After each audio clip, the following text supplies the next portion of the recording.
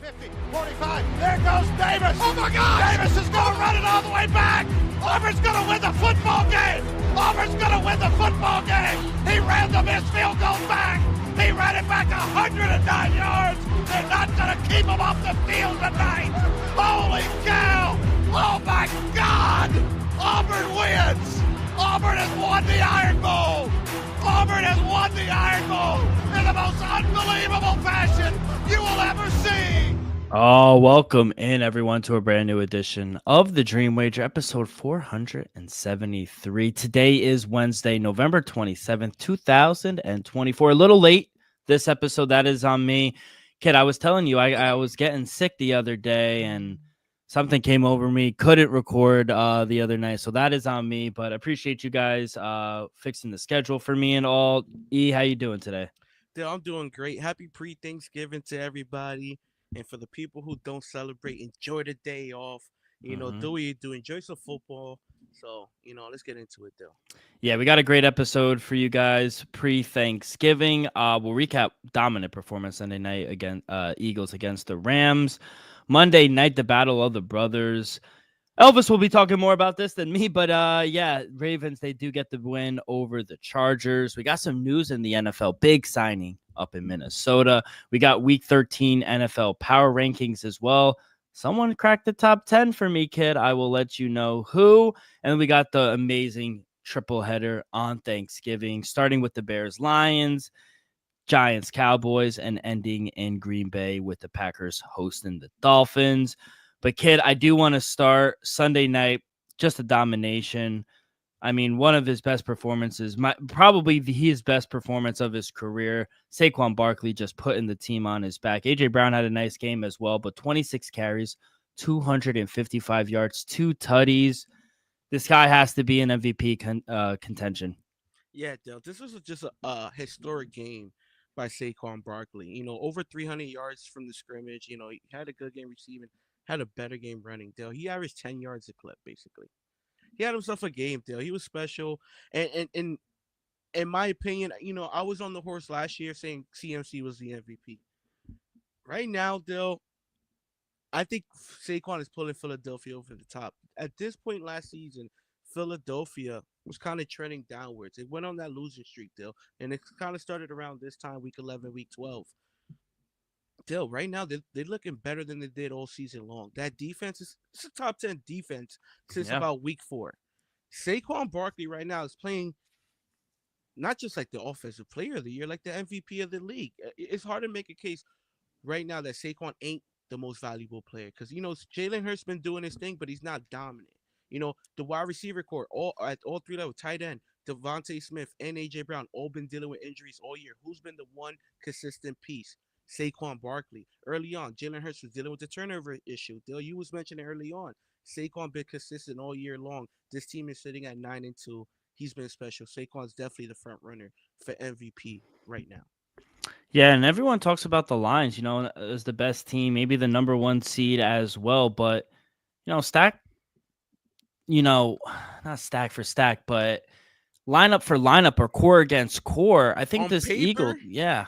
Lines up. It lines up. Can that defense slow down that high-powered offense? Is the Eagles' defense that good? Because realistically, if it comes down to a shootout, I don't think there's maybe the Chiefs, maybe somebody else, but it's not too many people that's gonna beat the Lions like 45-42. It gotta be. You gotta slow them down. It gotta be a defensive game. You gotta dominate time of possession because if those two horses get running.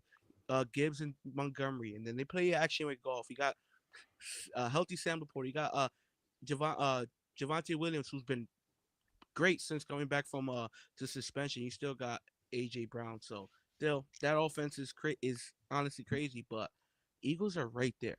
Right now, Saquon is the third leading candidate for MVP at plus 475. Ahead of him is Lamar, plus 250, and then Josh Allen at plus 150. My worry is it's a quarterback award. Unfortunately, I think he's locked in offensive player of the year, but I don't know if they'll give it to a running back is my problem, especially if the Bills wind up getting the number 1 seed. They should. If the Eagles wind up the number one seed, is it because of Jalen Hurts or is it because of Saquon Barkley? I'm gonna say more towards Saquon Barkley than Jalen Hurts. Yes, I'm gonna give the Yeah. defense a lot of that credit, but I'm gonna give the majority of the credit to Saquon Barkley. He's having a historic season. I'm not saying he's gonna break the rushing record, but there's a small chance he can. There's Yeah. a small chance. With 6 games left, hey, you crunch up the numbers. It's doable. I'm not saying he's gonna average 200 yards a game. I highly doubt it, but it's doable. So you gotta at least realize we're watching a historic season from Saquon. And I was hand up. I was wrong. I thought Washington would kind of edge him out for the division, but it looks like Philadelphia. It's a one They're team. running. They're Yeah, running away. running away with it right now. As for the other side, Rams 5-6, but other teams lost. Seattle won, sitting at 5-6. They're right there. Are they dead? Not, I said it, Dill. I still give the Rams a shot. With 6 games left, can they win 4 out of 6? Do you believe Arizona could win 4 out of 6? Do you believe Seattle could win 4 out of 6? Do you believe um San Francisco win 5 out of 6? Dill, that's what you got to ask yourself. Forget all these other scenarios. It's for the division. The NFC, that Yeah. the wild card, it might be cooked. It's 3 teams might come out the NFC North. So right now you got to worry about your division, and right now you're just a game separated, the whole division. So you're live. San Francisco, you're still live. Seattle, Cardinals, Rams. Every game is a must win. Yeah, you could slip up 1 or 2, but you're gonna have to win at least 4 out of the last 6 to win the division. Yeah, so we'll see. Definitely on the ropes right there. But hey, the future is in their hands. We'll see how they do the next coming weeks. Let's go to Monday Night Football. Big win for the Ravens on the road against the Chargers, 30-23. Ravens wind up covering the 2.5. Game goes over the total at 50.5 as well. Kid, all I saw was Quinion Johnson drop all those passes. I know if he probably would have caught 3 of the 5, maybe he would have hit your over, but I do go 1-1. Lamar gets over just barely his rushing attempts at over 7.5. We get there with that. Derrick Henry had a really nice game, 24 carries, 140 yards. He had those 2 stiff arms. That was really nice. But talk to me. What'd you see for Monday night? What was the problem? To be honest, a lot of drop passes. Quentin Johnson didn't show up on the biggest stage. If he shows up, maybe catch 4 out of those 5, maybe we having a different story. J.K. Dobbins, he ran the ball great in the first quarter. Shut him down after the first still. Soon he shook his head to the sideline. I don't know if people remember watching this during the game. He was shaking his head. At that very moment, he did not run the ball for the rest of the game more than 10 yards. Yeah, it was tough news. They'll wind up coming out that J.K. Dobbins will be out for a few weeks. He suffered a sprained MCL. You see, I didn't know that. See, but damn, but they still shut down the run. Look, Herbert, he was second, 29 yards. Gus the Bus, I understand he scored late, only 9 carries, 11 yards. They weren't going nowhere fast, especially after the first quarter. So give credit to the Ravens defense. You know, they started slow. The offense came on late, but the defense held down the fort. Lamar wasn't great, but he was pretty good. They'll 16 for 22, 177, 2 tutties. I understand people, this ain't Madden, but that's a pretty good game. That's a pretty great game, Dale. Derrick Henry, 24 carries, 140, no tutty, but Lamar did his thing. Justin Hill finally got in the end zone, and then on the outside, you got Rashad Bateman. Dale, that was a great catch, great Yeah. ball. Throw and catch. That's what you need on the outside. If Bateman could just step up, you only had basically just that one big catch, Joe. He had another catch for 3 yards. But you're gonna need somebody to step up and make those big catches come playoff time. And he did it right there. Big catch there. Mark Andrews starting to wake up a little bit. There. You still Yeah. got Isaiah Likely on the back burner as well. But if you could get those 2 tight ends in motion, still it could get interesting. So I like how they played, especially after being down in the game early on. Give credit to the Chargers. There's, in my opinion, they're still a very good team. They just ran into a better team in the Baltimore Still a Ravens. playoff team in your eyes, though? Absolutely, Dale. Like I said, the AFC is not as loaded as the NFC, so it wouldn't shock me if like a 9-8 team somehow runs up to 7 seed in the AFC. Because look at it right now, 7 seed is Denver Broncos at 7-5. Mm-hmm. I love Sean Payton. You turn me around on Bo Nix. I'm a believer in Bo Nix. But are you gonna believe in a rookie quarterback to outgun, maybe Tua? maybe Justin Herbert. Justin Herbert right there, 7-4 on the 6th seed, Dill. So I think they'll make the playoffs. They're sitting on the 6th seed right now. They just need to outgun Bo Nix and the Denver Broncos, which I think they will. And I think they'll be cruising, Dill, because right now 8th seed and 9th seed are 5-6 and 5-7. That's a tall hill to climb, and it's gonna be tough if Denver doesn't slip up. I think the Chargers will at least win out better than the Denver Broncos. Yeah, right now Ravens odds to make the playoffs 99%. I kind of Yeah, would they're locked agree. in. Yeah, they're locked I in. think they're in because I think they still have a shot at the division. Steelers winded up losing. Ravens big win, only a half a game out. They wind up playing I think a few days before Christmas. So it's going to be a pivotal game there if they continue to both win. Tough game for the for the Ravens. They play the Eagles this week. And then Chargers, they're sitting at 86%. I agree.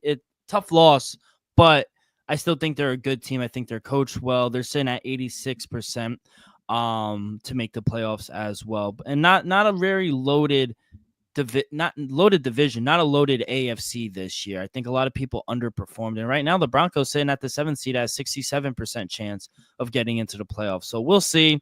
On the outside looking in, obviously got the Dolphins, Colts, I guess Bengals. It's not They're mathematically. live. Yeah, Yeah, they're live. mathematically. They went out. Like I said, a 9-17 can possibly make it in the AFC. Gun to your head, if I asked you now, November 27th, who do you think wins the AFC North? Is this the Steelers or the Baltimore Ravens? To be honest, I gotta look at the schedule, but just gun to my head, I'm gonna say the Ravens. I hope so. I got a ticket in for them, so I do hope they wind up winning. Hey, what's up, Dan? Happy Thanksgiving to you and the family as well. Talking about your Ravens, so you perfect jump in time Shout out as Dan the well. man. Kid, yeah, we had some news as well today. We got Daniel Jones to the Vikings. We got a new backup for Sammy D as well. The Vikings, they're going to pay him upwards of $100,000 for the rest of the season. If he stays on the practice squad, the Giants, they're going to pay roughly $11.7 million. You got to think this is a good thing for him. I think for everyone, getting a fresh start, I think is always a good thing. A chance to work with Kevin O'Connell as well. A really good offensive mind, in my opinion. I think it's going to help Daniel Jones in his future. It's a 1-year deal, so it's no harm, no foul. If things wind up not working, I don't mind the move at all. Just in case, Sam Darnold has regressed a little bit. You put in a guy like Daniel Jones, maybe you see what he could bring to the team. Think it's new life. I think under Kevin O'Connell, with the weapons that he has, maybe, just maybe, I think this could be a good thing. What are your thoughts on the signing? They'll call me crazy, but I think this is possibly one of the best landing spots for Daniel Jones. Because just look what Kevin O'Connell has done in these past few seasons. One, he just turned around Sammy D's career. Sammy D's he's gone. He's gonna get a big contract this offseason. Maybe not a huge contract, but maybe like a Matt Flynn kind of deal for the people that remember my boy Matt Flynn. Deal. And look what he did with Joshua Dobbs last year. I think he could possibly re-jump Daniel Jones' career. And I think this is not just a move for this season. I think this is a move for next season. Like I said, I think Sammy D is gonna get a contract somewhere. You got a true rookie quarterback in JJ McCarthy. Coming off a knee injury. You told me he had 2 knee surgeries on that same knee.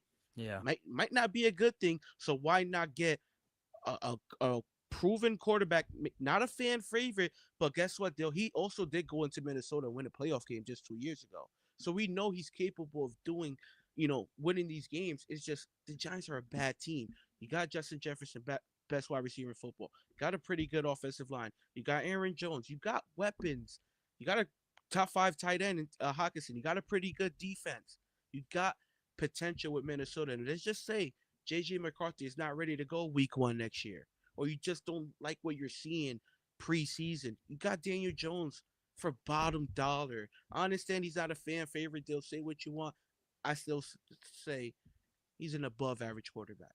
Yeah, to say the least. I think he's a much above average quarterback. He's been in the league, 5-6 years already. So for him to stay this long, I think Brian Dable's coaching for his job as well. I mean, we're probably going to have an opening there, but could be a good start. I think what Kevin O'Connell can do with Daniel Jones, I think he could work wonders, and I think this is a good, fresh His record start. speaks for itself. Joshua Dobbs is Sammy D. Kid, let's go to our power rankings. I was mentioning and teasing to you, got a new number, well, someone into it, and I'll start it off, kid. At number 10, I'm a believer. Like I said, give me Bo Nix and the Denver Broncos at 7-5. Big win against the Raiders. They've covered every game on the road. That is extremely hard to do with a rookie quarterback. I love it. Special teams is top 5. Defense, I don't know if they're top 5. They're top 10 at least. Offense could definitely get it going a little bit more.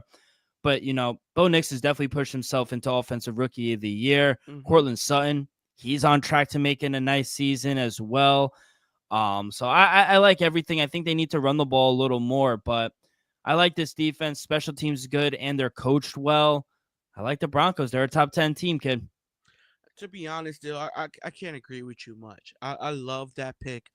For me, Denver's number 11. I almost put him top 10, and I agree with you, but I put the Seattle Seahawks back in my number 10, Dill. Give me Seattle at number 10, coming off two tough division wins. They won in San Francisco 2 weeks ago. They beat Arizona to be lead in the division now. As of right now, they're sitting at the 1 seed for the West. Dill. Who would have thought Seattle at any time will be leading of the West? I have a little faith in them. I like the fact since the bye week, defense been playing a lot better. Geno Smith not playing at the level he used to, Dill, but hey, he's not turning the ball over and they're winning these games. I like what I've been seeing since the bye week. Love your Denver pick, Dill, but I'm going to give Seattle a shot at 10. Yeah, Seattle is number 11 for me. It was either them two going into the top 10. At number 9, give me the Los Angeles Chargers. They stayed where they were. Not really going to fault them too much for a loss against a really good Raven team. Um, excuse me. I think the Chargers, they have a really good defense. One of the best. They're only allowing 15.9 points per game. Schedule has been a little bit easier as well, I will say, but obviously the hurt of J.K. Dobbins is a stinger because they do like to run the ball with him and Gus Bus. But I think Justin Herbert will be fine. I think they're coached well as well. So I'm not going to fault them too much. It was a tough primetime game against a really good team in the Ravens. So not going to fault them. I'll keep them where they are. Give me the Chargers at 9. Yeah, and give me the Chargers at 9 as well. I like this team now. Yes, J.K. Dobbins being hurt worries me a little bit, but as long as he's not out for the season and he'll be back playoff time, they'll be just fine. Jim turned this team around. Still, Justin Herbert's been playing great. Like I said, it's been like a nice 6-7 week stretch. He's been playing lights out. Defensively, though, that defense is playing at a higher level than I anticipated. The only thing that worries me is Quentin Johnson gonna keep dropping balls, or he's gonna play a little better? We saw him go off a couple of times this year, and then we saw what we did Monday night. Latimer McConkey turning into a stud deal. To me, they just need a little more consistency on the outside. And hey, maybe they could go places, but for now, give me the Chargers at 9. At number 8, give me the Baltimore Ravens. I actually dropped them a little bit. My problem with this team is, yes, Lamar's playing like in the MVP of the league, but I think the offense has kind of carried the Ravens and kept them afloat in the AFC. Offense is top 3 in all categories. Total yards, 426 per game. Rushing, 180 per game. Passing, third, 246 per game. And points scored, second at 29.8, basically 30 points a game. I think obviously the biggest concern for this team is their defense. They rank 31st in the NFL, allowing 277 yards allowed, and they have the league's worst 31 completions of 25 yards or more. The secondary is getting torched right now. So, and also you've brought it to my attention, and I kind of put it on the back burner, but Justin Tucker, he's enduring one of his worst seasons of the season. He's 17 for 23 on field goal attempts. That is just not like Justin Tucker. So I had to drop him a little bit. I just do think they're a playoff team, but give me the Ravens at number 8. Dill, give me Minnesota Vikings at number 8. I was tempted to move it up, Dill. I was tempted, but I let them stay at number 8. They gotta be a little more impressive. Yes, they beat Tennessee. They've been winning these teams lately, but I still got to see a little more to move them up. I love everything. Brian Flores, you know how I feel about him. Sammy D, not turning the ball over, Dill, not turning the ball over. And not for nothing, Jordan Addison is becoming something special. something special, Dale. He's having a great sophomore year. Give me the Minnesota Vikings at number 8. At number 7, give me the Pittsburgh Steelers at 8-3. Tough loss on Thursday. Dropped them. I had to drop them a little bit. Obviously, their strength to this team is their defense. They rank third in the league in their defense. They force the ball over a lot as well, which I do think. But even with the new coordinator, new offense, new quarterback as well, I do think sometimes this offense can be a little inconsistent sometimes to be a Super Bowl contender. I feel like it's boom or bust with Russell Wilson. Steelers, they scored twice in fourth quarter against the Browns, but yet they were more than 7 quarters without a touchdown prior to that. So it's like very up and down with them. And I still think, they beat the Ravens thanks to Chris Boswell. All those kicks. So I don't know, kid. I think they're a good team, but I think that's about all they are. I don't think they're a really good team. So I had to drop them a little. Give me the Pittsburgh Steelers at number 7. At 7, give me the Green Bay Packers. Jordan Love, the only thing I can honestly say is been turning the ball a little more. I think he leads the league or tied with leading the league in interceptions. He got to tone the turnovers a little down. Josh Jacobs, to me, he's been one of the biggest surprise slash home run offseason signings. Third in the NFL in rushing quietly. He doesn't get enough credit. Josh Jacobs is having a tremendous season. And then the offensive core, though, is healthy right now. Kraft, the tight end. Watson. Honestly, Romeo Dobbs, a little questionable, but I think he'll be just fine in a couple of weeks still. Jalen Reed.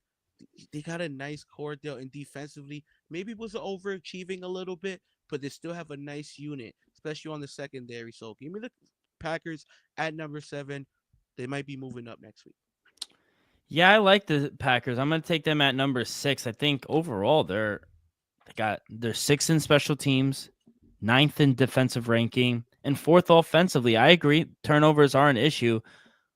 But other than that, it's pretty good. And where would the Packers be without all their turnovers? You mentioned Aaron Jones, Josh Jacobs, excuse me, but Xavier McKinney as well. He's leading the league in interceptions as well. Giants could use a guy like that. Oh wait, they did. They did have him. But they have 20. This defense has 22 forced turnovers, including 1 on special teams. That's tied for 2nd in the NFL. I think you can run up this team. I don't think the middle is the best. I think their pass rush is desirable as well. But overall, I think this is a good team. Jordan Love needs to not turn the ball over. They are dealing with some injuries on the outside, but I like this team. I think they're coached well. I like the Green Bay Packers. Give me them at number 6. How to move them up? At number 6, give me the Baltimore Ravens, Dale. I took a -2.5 on Monday night. They covered. They took care of business. They looked tremendous in the second half. I had to put them at number 6. Moved them up a little bit. Lamar, like I said, wasn't, a stat padded game. But to me, for football, that was a pretty amazing game by Lamar Jackson. He did his thing. Derrick Henry ran the ball well. Like I said, defensively, Dill, I'm with you. Little questionable, but Dill, they shut it down in the second half. I understand Quentin Johnson had a couple drops. Gus Bus had the late touchdown. But other than that, the defense was doing this thing in the second half. They slowed down Justin Herbert. Hey, got to give him credit. Give me the Baltimore Ravens at number 6. At number 5, you might not like it, but give me the Minnesota Vikings at number 5, 9-2. No, it took overtime to beat the Bears, but this is probably the best defense or a top 3 defense in the league. Special teams is not the best. Offensive, they've taken a step back. I thought they started the season really hot, but Brian Flores, they just bamboozle opposing quarterbacks this season. They continue to find takeaways. 22. They're tied with Green Bay for the most. They have 38 sacks as well. They're only giving up 17.9 points per game. That's 5th best in the NFL. I think the offense is good. I love the addition of Daniel Jones having a solidified backup. And I think we could all admit, because I think they were obviously going to go with J.J. McCarthy. You don't draft him that high not to go with the kid with the season-ending knee injury. But I think we could all agree the Vikings have gotten a lot more than we expected out of Sam Darnold. 21 touchdown passes. Mm-hmm. I think a lot more than anyone anticipated. He's going to get paid, whether it's from Minnesota, which I doubt because they've invested a lot in JJ McCarthy or And Daniel someone Jones. else. He's going to get paid. He's playing above his, I think, statue right now, but got to give credit to Kevin O'Connell. He's a really good offensive mind. And right now, kid, 9-2. If it wasn't for the NFC North, this be a first place team, kid. Mm-hmm.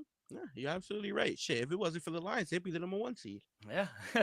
I can't deny it, Dale. At number 5, didn't want to panic just because I called the game correctly. Give me the Steelers at number 5. I had a feeling the Browns was gonna win the game. I'm not gonna drop them too much. Still, I still think they're good. You even say they're good. I still think they're right there, borderline Super Bowl contenders with Russ. Defensively, that's a top 10 defense. Najee Harris, Jalen Warren, not star-studded, not past setting, but pretty solid running game. And not for nothing, Dale, I kind of hope moving forward they use Justin Field mid-game like they did last week. Dale, he came in, busted a few yards, did his thing. Russ came in, was able to throw a couple deep balls. So I hope they honestly start using Justin Fields a little more offensively, and I think that can honestly take this offense just a little more up. So I like everything they're doing defensive fine. Give me the Steelers at 5. At number 4, put them down. Not anything they did. They had a bye, but give me the Buffalo Bills at number 4. That's crazy. They are on a 6-game they are on a 6-game winning streak. Obviously Josh Allen is playing lights out. I think he's the MVP right now. Despite, having some injuries on both sides of the ball as well that they're dealing with defensively, we know offensively with some wideouts as well. They was on a bye, dude. I know. They get rested. It's because I like someone else a little more, and we will I ain't see. mad at But you. I ain't mad at you. I like the Bills. I still think they're a top 5 team. Number 4. At number 4, give me the Philadelphia Eagles. Still, I gotta admit, they're pretty damn great. Right now, I gotta say it. They're Super Bowl contenders. I don't think they'll be able to do that just because their defense. Nick Fangio turned his defense around. Jaden Carter might be playing himself to the Defensive Player of the Year conversation. Dill might want to check the odds on that because I guarantee in a few weeks it won't be the same. Offensively, Dill, like I said, I think Saquon right now worked his way to the top of the MVP. If I had a vote, hey, I said it last year. CMC was the MVP. Right now, I think Saquon is the most valuable player. Yes, it's a quarterback award, but you're not gonna tell me the Eagles will be 9-2 if they didn't have Saquon Barkley. Give me the Eagles at 4. Right now, updated playoff, and I don't know how accurate this is. This was a day ago, but as November 26th, Defensive Player of the Year minus 200, TJ Watt, Will Anderson plus 12-1, Myles Garrett 12-1, Kirby Joseph 14-1 from the Lions, and then Xavier McKinney at 14-1 as well. That's crazy. Jaden Carter's been wrecking games. Yeah, he gets double teamed, I think 80% of the time or something stupid like that. But yeah, I got the Eagles at number 3. Fly, Eagles, fly. I mean, this team has really escalated the top 10 for me. They have a top 5 defense now. They have a top 10 offense. Special teams are okay, but it's not too much to pick at with this team right now. The offense has turned around. Obviously, Saquon has to be mentioned in the MVP conversation. He leads the league in average yards per rush, 6.2 yards per carry. Defense, Quinion Mitchell, Cooper DeJean. I mean, they hit home runs in those picks, man. They really did. They're going to be top 5 corners in the league one day, only allowing 175 yards through the air. That's good for 3rd in the NFL. I guess I said special teams because Jake Elliott has kind of regressed a little bit, the kicker. He used to be really good. It's just a bad year for kickers. I'll just say that. Bad year for kickers. But, yeah, like you mentioned, it started out a little slow with that defense. But, man, they really bought into what Vic Fangio has diced up for them. So, yeah, can't fault them. I think 4 teams are Super Bowl contenders, and it's them. It's Lions, Eagles, Chiefs, and the Bills right now. I think those are my 4 Super Bowl contenders. So, yeah, I got Eagles at number 3. Dale, at number 3, give me the Kansas City Chiefs. I understand they didn't cover against the big number against the Panthers. I didn't expect them to, honestly. But they're still the Kansas City Chiefs. I like the fact that they're working Xavier Worthy a little more in the offense. Isaiah Pacheco should be coming back very soon, Dale. Maybe in another week or two. Who knows? But I know he'll be back soon. And Travis Kelsey's slowly waking up, Dale. He's having these better games as of late, and they still got DeAndre Hopkins there. And I know in a couple more weeks he'll be a little more involved in the offense as well. So give me the Chiefs at 3. I know Spagnola didn't have his best game against the Panthers, but in my eyes, it's still top 10 defense. Give me the Chiefs at 3. Yeah, give me the Chiefs at number 2. Offensively, I think they've been more efficient than dynamic. I think that's fair to say for this I team. like that. I like that, dude. Yeah, Wow. they're I more like that. efficient than dynamic because we're used to seeing a dynamic offense, but I think they're a little more efficient than they are dynamic this season. On third down, they're actually really good, 52.7%, better than any NFL team. But they're also 23rd in the league in pass plays of 20 yards or more. So they're really not pushing the ball deep like we're used to seeing. Defense, I'll agree. I think Spagnola, he's better when the game is bigger. I'll say that. I still think he's the best defensive coordinator, maybe outside of Brian Flores this year, but they're ranked 12th. They're right outside the top 10. On any given day, they can be a top 10 defense. They're ninth in scoring defense, 19.8 points per game. I still think special teams they're okay with. Not okay. I don't think they're that good in special teams because, look, it came down to a field goal against the Broncos. They Well, walked it Butler is off. hurt. Butler is hurt. To me, he's a Yeah. top 5 kicker when And healthy. also, they won 2 games off of walk-off field goals as well. So, yeah, I like this team. They're 10-1 at the end of the day. You called it. You hit it on the head with the Panthers play. It was too many points. Panthers actually playing pretty decent with I'm Bryce trying Young to. last Yeah, I'm trying to tell you. last few weeks. So not gonna begrudge Kansas City. They just got in and got out with a dub. Give me Kansas City at number 2. At number 2, they'll give me the Buffalo Bills. I'm still waiting, and I'm hoping we might see Mike Malalo this week, Dill. We might. We might. Week 13, week 14. That's what they said. That's what I'm waiting for. I like this Bill team. Josh Allen, like you said, he has been playing like an MVP. James Cook running the ball, great. And now the question mark is for the last 6 weeks of the season and for the remainder of the playoffs, can Amari Cooper be a number 1 wide receiver week in, That's the week question. out? That's gonna be the question. Dalton Kincaid, Dawson Knox, the tight end should be getting healthy, you know. But right now, Amari Cooper, you got to be the number 1. You got to be third down, 3rd and 8. Ball's coming to you. You're gonna get it. Are you ready? Come playoff time, Amari Cooper, you got to step up because there's been too many times in Dallas. You have a couple of huge games and then a road game, you 2 catches for 18 yards. Nah, that's unacceptable. We need this Buffalo team needed true number 1. Defensively, I think they much better than we both anticipated, and they're only going to get healthier when one of the best linebackers of the football makes his return. Give me the Bills at number 2. Yo, you At want me to? number 1, Yeah. give me the Detroit Lions. Didn't move them anywhere. They just dominated the Colts. Even though I thought, Colts could be live in this spot, they proved me wrong. I mean, this team is just amazing. Arguably one of the best teams across the board, I think, in the league. Obviously, Ben Johnson, what he has doing with that offense is 20 points or more in 9 consecutive games. I even think their DC, Aaron Glenn, he's going to be a head coach. He hasn't allowed a touchdown through 10 straight quarters, despite, losing Hutchinson. So, and that was back in week 6. So I think they're just a well-balanced oil machine, and this is just the best team I've seen in a very, very long time. So, yeah, give me the Detroit Lions at number 1. At number 1, I'm gonna make sure to see Detroit Lions.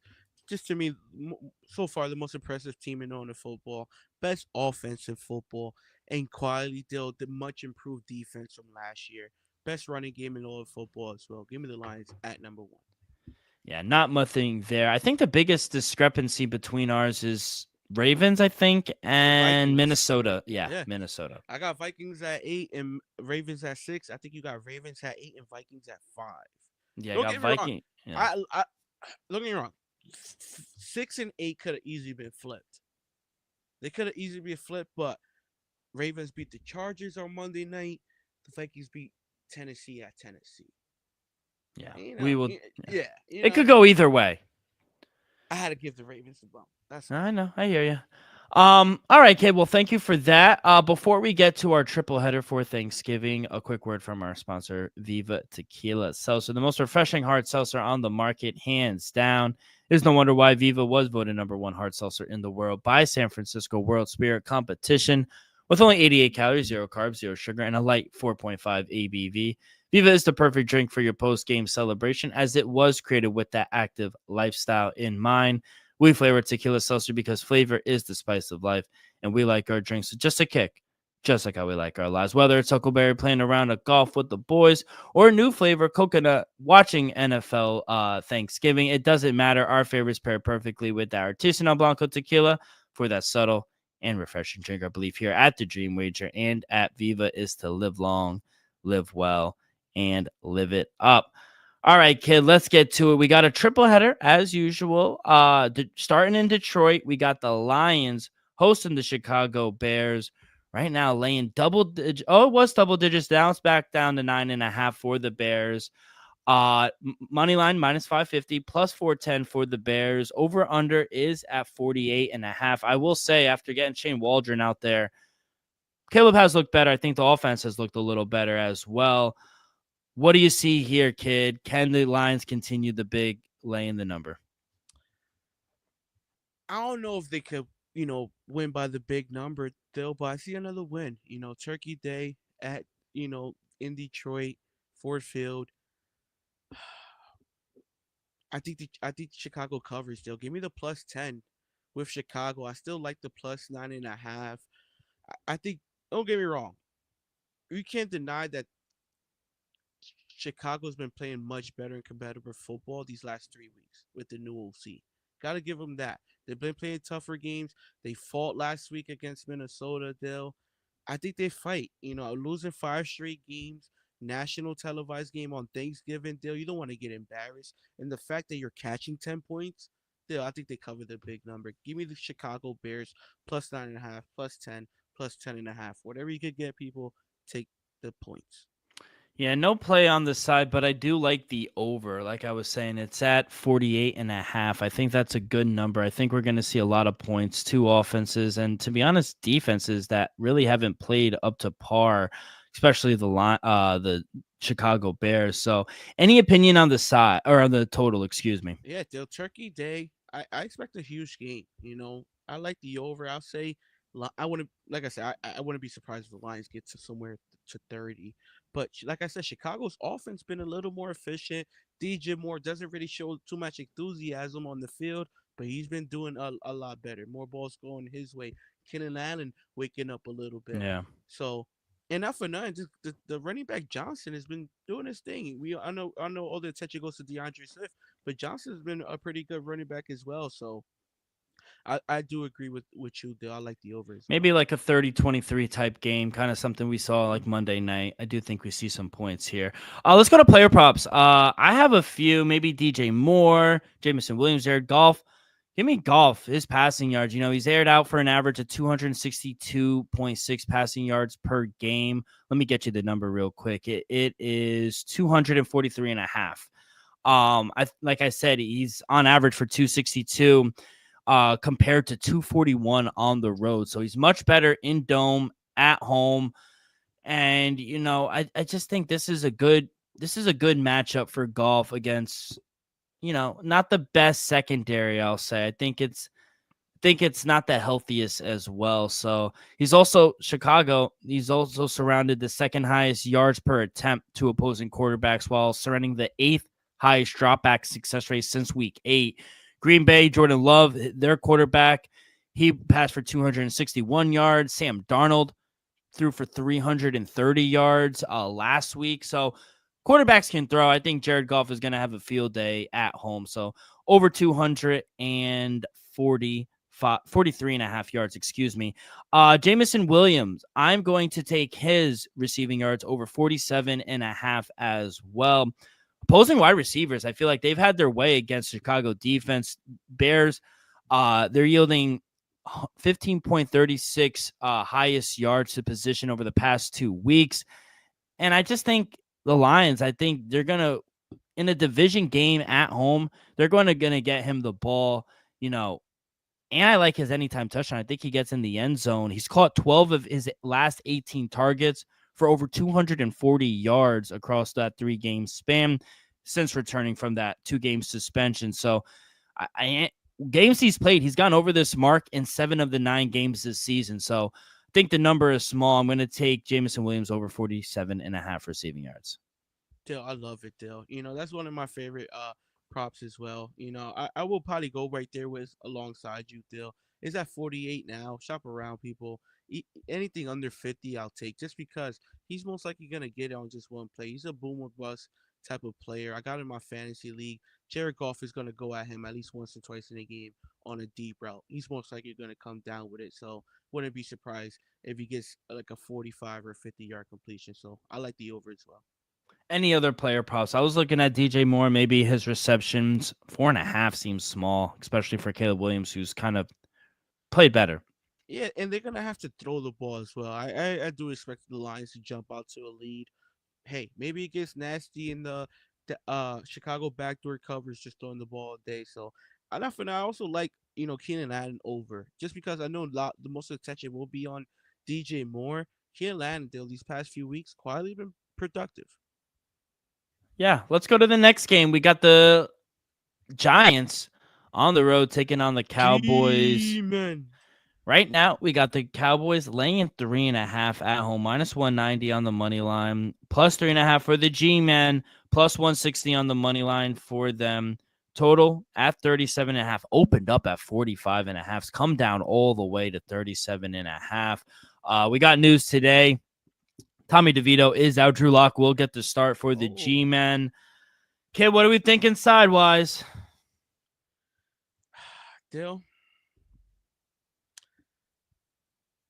give me the Dallas Cowboys. Give me the minus 3.5 at home. Don't get me wrong. Now that's Drew Lock going to be the starting quarterback, don't love it as much realistically, but I still think that's a tough game to go to Dallas. First week starting. I think that's a tough task. I think Dallas defensively, Dill. I think Micah Parsons is going to get after the quarterback. That front going to be able to get after the quarterback. Giants' offensive line is not good. If they think about it, Tommy DeVito's not even able to play just because he played behind the offensive line on Sunday. Not even able to play on tomorrow. So I think we see a lot of pressure from the Cowboys. I think they get after the quarterback there, and I think Cooper Rush just keeps at it. Doesn't turn the ball over. Dinks and ducks, take a couple shots here and there, and probably cruise to like a touchdown to 10-point victory, I think. So give me the Cowboys minus 3.5 at home. Yeah, despite the Cowboys, I feel like being run all over at home, 0-5 at home. They're allowing 37 points per game at home. Call me crazy, but I agree. I still prefer them over just dysfunctional New York Giant team on a short week. G-men, they've lost 6 straight. They were only able to put pressure on Baker Mayfield no times. I mean, Mayfield, he completed 80% of his passes, 10 yards per play. They ran for 156 yards. Coming off a bye just wasn't a good performance from the G-men. The game was never competitive. I think obviously not for Dallas either. Their defense has looked bad. Cooper Rush, I think, quietly has played okay. He does improve to 6-3 straight up and against the spread as a starter. So completed 75% of his passes. They ranked third in drop pack success rate going into this week, only behind the Ravens and the Chargers. So we'll see. It doesn't matter. Drew Lock, Tommy DeVito, they were underwhelming. I don't think with that offensive line, they have no weapons. You see Malik Nabers, he's kind of quit as well. I think maybe he could get into the end zone, but other than that, I agree. I know it's ugly, but I would lay the 3.5 at home with the Cowboys. As for the total, though, kid, total opened up, like I said, at 45.5. It's come down to 37.5. Any opinion here? Over, Dill. When they drop the number this much, Dill, just to 37.5, Dill, it's Thanksgiving Day. It's not just a regular game week 9 at 1 o'clock. It's Thanksgiving Day, people. They want to show out, show up. Wouldn't be surprised if Turpin has another kick return. Wouldn't be surprised if we see a fake punt on the fourth down. We're gonna see some things. We're gonna see a trick play. These are two bottom teams that got nothing to lose. They're gonna go out there and try to win this game. I say it's gonna be some points scored. 37.5 is just too low. Yeah, I would agree. I would take the over. I think at a certain point, you just got to zig when other people are zagging. They dropped it too low. Yeah. If it was like maybe like 39.5, yeah, okay. Maybe stay away. But 37.5, I feel like, just a 21-17 goes over. Yeah, this is the lowest total of the season for Dallas. They're 7-4 towards the over this season.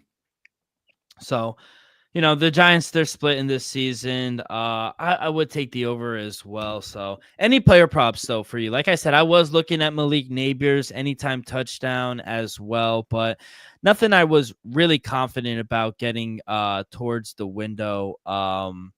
Maybe Tyron Tracy anytime touchdown, but no one really that stood out to me.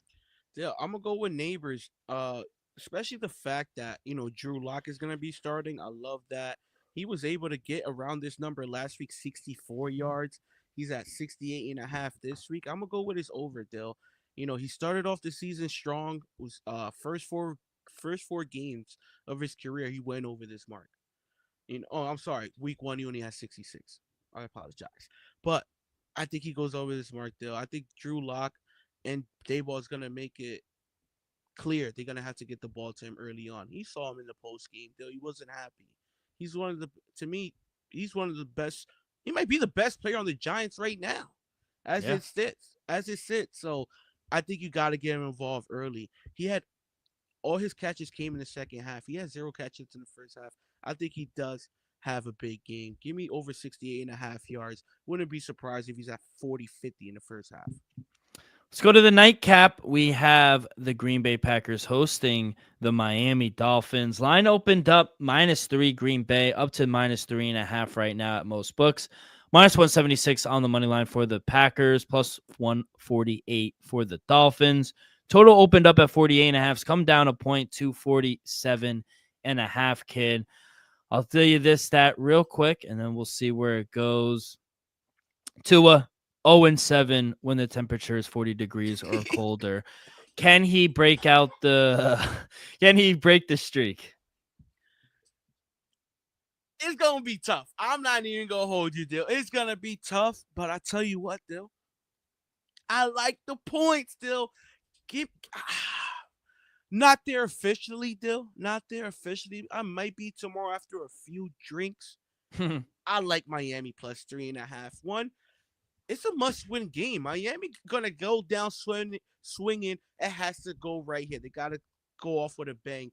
Thursday night, Thanksgiving Day, on the road. Everybody knows what you just said, though. They gotta win in the cold. It starts now. This way you start your playoff run. Right now, you started it right here in the cold in Green Bay. Might be a snow game now. Might be a little snow in the air. You go out there, you win this game, Dill. Miami's live. Miami's live, Dill. I like the +3.5. Like I said, it's a must-win game. Mike McDaniel's been doing a good job as of late. Tua's looking good. And Dill, say what you want. Tyreek haven't had a monster game since he got arrested. I wouldn't be shocked if Tyreek has a huge game. I like Miami +3.5. Yeah, I'm gonna lay it here until I see it. Then I can't believe it. It's going to be around 24 degrees on Thanksgiving night with the wind chills. It's going to be freezing for him. So we'll see. And also, Green Bay, they dominated possession against the 49ers. 23 minutes they've had the ball. I think if they just take care of the ball and not let Miami on the field, it's going to be a hard time to beat this team. So Miami's offense through for 5 games with Tua, they've been better. It's hard not to admit that. It's not in there. Packers 9th in EPA per play, 7th in EPA per dropback. And Jordan Love, he's pretty good. Besides the turnovers, I think he's good. They won't keep Miami off the board because I think this offense is too good. But I think the Packers are going to score enough to pull away in this game. So I'll lay the 3.5 at Green Bay. As for the total, though, I said opened up at 48. It's come down. I agree with the line movement. I mean, Green Bay being rested, Miami's defense still playing well. They slowed down the Rams, the Raiders, Patriots. Probably doesn't carry a lot of weight, but you can only beat who's on your schedule, I think. And Dolphins, they've surrendered the fifth lowest EPA per play last 3 weeks, only giving up 16 points per game.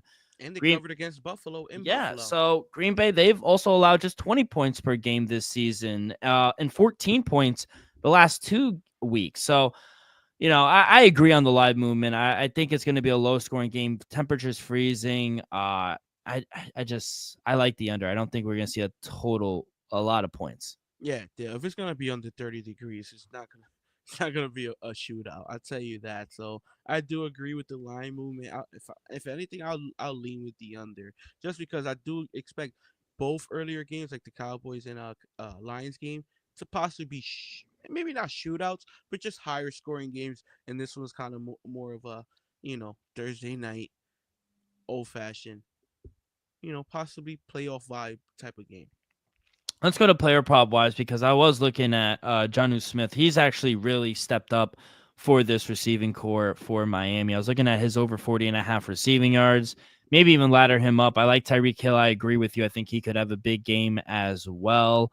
Anything on Miami side or even Xavier McKinney or somewhere on the Packers side? What do you like? Yeah, like I said, I like Tyreek Hill over his prop 63 and a half, whatever you could get, shop around. But officially, give me Christian Watson over 44 and a half yards, people. I understand he didn't have a catch last week, had 0 yards last week, but the week prior, he had a huge game. In the weeks prior to that, he was a little involved. I expect him to, get some balls his way. As of right, like I said, Romeo Dobbs, little question mark. I'm not sure if he's going to give it a go. He doesn't give it a go. I expect, those targets to go to Christian Watson. I think at 44 and a half, after getting zero burn last week, but over 120 the week prior, I think we meet in the middle. I'm going to say he goes for 60 plus. Give me Christian Watson over 44 and a half. I love it, kid. Well, good luck. Let's have a happy and healthy Thanksgiving. Enjoy these games. We're going to have Black Friday with the Raiders and the Chiefs on Friday's episode, so make sure you guys tune in for that. Yeah. Before we end it off, Dale, I gotta do it. I gotta do it. This is for all my real degenerates out there. Give me a 3-way 6-point teaser on Thanksgiving, Dale. Give it up. Give it up. Give me the Chicago Bears up to 15 and a half, Dale. Like I said, as of right now, it's at 9.5. So I'm trying to give you live numbers, people. Give me Chicago plus to 15 and a half. Next, give me Dallas, Dale. Tease them through. Don't love it. Don't really love teasing them through, Dale. I highly doubt they lose this game. Give me Dallas to plus 2.5. And Dale, I leaned it. So you know I'm gonna take it. Give me Miami to plus 9.5, Dale. That's my 6-point 3-way teaser at plus 140. Chicago 15.5, Dallas 2.5, Miami 9.5. Let's go Turkey Day. I love it. Good luck, kid. Let's go to the NBA. No picks or no NBA for Thursday because of Thanksgiving. They are right back at it for Friday. 10 games, NBA Cup. Some lines out, some not, some aren't. But unfortunately, your guy, Brooklyn Nets star Cam Rising, he's going to miss 4 weeks. Left hamstring injury. He's having a career year, though, Cam Thomas. 14th in the league in scoring. He's averaging 24.7 points per game. He's shooting 46% from the field, 39% from three. Tough blow for you guys. Yeah, Dale, this is a tough one just because Cam Thomas is a rising star. He's one of the best scorers. Maybe he's one of the best scorers upcoming, one of the best young scorers in the league. He's a consistent bucket. We saw him emerging last year, and this year he's taking it another step up, Dale. So it sucks that he's going down, but at least it's nothing serious. He'll be back, by Christmas time, Dale. And hopefully he'll keep on keeping on from where he started off. So sucks, but he'll be back. All right. Well, you guys have a game at home against Orlando on Friday. What are we feeling here for Friday? Yo, we got no spreads up, people. So I'm gonna just give y'all what I feel, what I like. I'm gonna just give y'all who I think is gonna win the game because it's hard to judge these spreads. It is the cup, so your Knicks taking on the Charlotte Hornets. Still, to be honest, I'll lean Lamelo Ball his points over. I don't know what it'll be, but whatever it is, take the over. He's been on a roll as of late, and then on a NBA Cup night against the Knicks. Still, I think he probably shows up and has a huge game. Give me his point total over. But I do think your Knicks are victorious. Next game, Atlanta Hawks taking on the Cleveland Cavs. Lay it with the Cavs. Don't need to get into depth. Next game, Pelicans taking on the Memphis Grizzlies. I'm gonna lay it with the Grizzlies. Like I said, Pelicans just be riddled with injuries. I don't love where they're going. I like Willie Green as a coach, but right now they're going nowhere fast. Give me Memphis minus the points. Jai is back, by the way, people. Like you said, Orlando Magic taking on my Brooklyn Nets in Brooklyn, people. We coming off a nice road trip in the West Coast still. The Magic been playing good basketball. I'm not even gonna lie. Frank Wagner been on a streak ever since Paulo went. Now I think he's averaging like 25 plus a game. To be honest, I wouldn't be surprised if he balls out and does us in. No Cam Thomas. So interesting how our offense going to look moving forward. I'll side with Orlando, but don't tell too many people I said that. Next game, Clippers taking on the Minnesota Timberwolves. Timberwolves ain't it. I don't know what's going on. It ain't clicking. I'm gonna say they're just off to a slow start. That's what I'm gonna say. They off to a slow start. Give me the Clippers, whatever it is. Hey, they might even be plus money. Give me the Clippers. I think they beat Minnesota, Detroit, Indiana.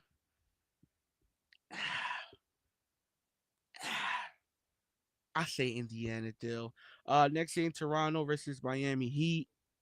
Yeah, I lay it with the Heat. Chicago taking on the Boston Celtics. Call me crazy. If it's at 7.5, 8.5, take Chicago plus the points still. Next game, OKC taking on the Los Angeles Lakers. I think the OKC boats race them.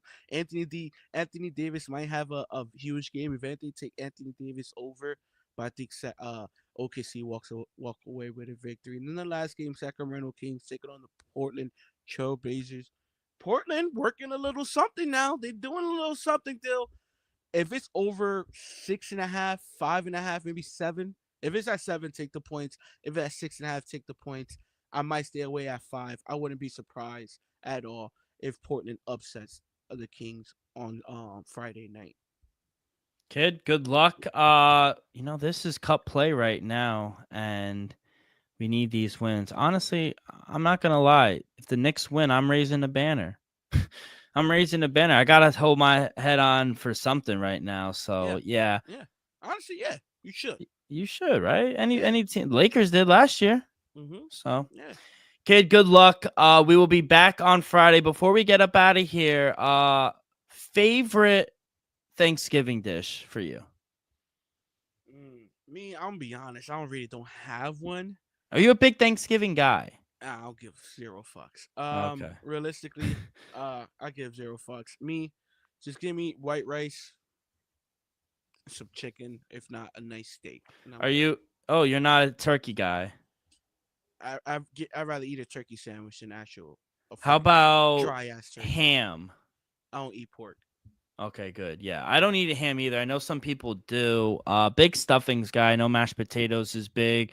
Cornbread. I know we're not in the South, but cornbread is big as well. Hey, I never had crawfish. So anybody from the South, man, I need some crawfish. I'm not. I like turkey. I'll say that. I like it deep fried because it gets dry too quick when you deep fry it. I never had it deep fried, but overall, turkey's good. But most of the time, depending who cooks it, she comes out dry as shit. Yeah, unfortunately, it does come out dry. Well, kid, good luck. Tell the fam I said happy Thanksgiving. Wishing everyone a happy and safe Thanksgiving. We will see you guys on Friday. Good luck. God bless. Thanksgiving.